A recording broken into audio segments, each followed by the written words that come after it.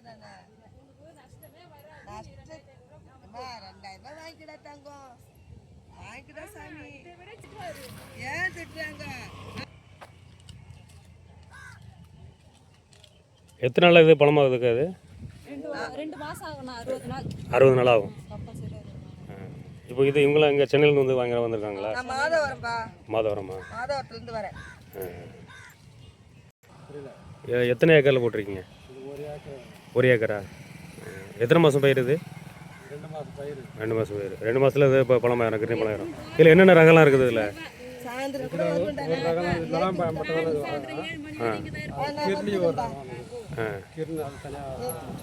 இது எவ்வளோ போல் செலவாயிருக்கு உங்களுக்கு? இது ஏக்கருக்கு 40,000 ஆகுதுண்ணா. காலையில் ஏறு வருதுலேருந்து அறுவடை செய்யறதுக்குள்ள 1 ஏக்கராக்கு 50,000. 1 ஏக்கருக்கு 50,000 ஆகுது.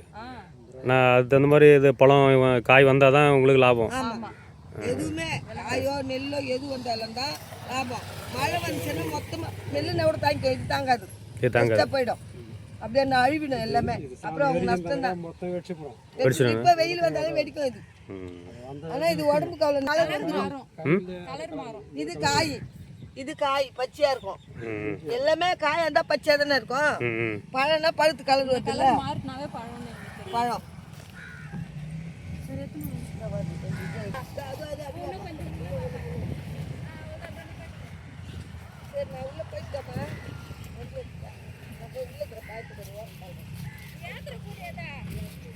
உங்களுக்கு எது வருதா? உங்களுக்கு பொன்னேரியா?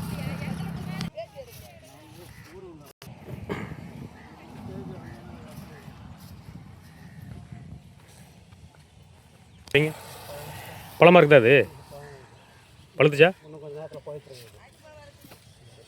எத்தனை நாள் ஆகும் அது?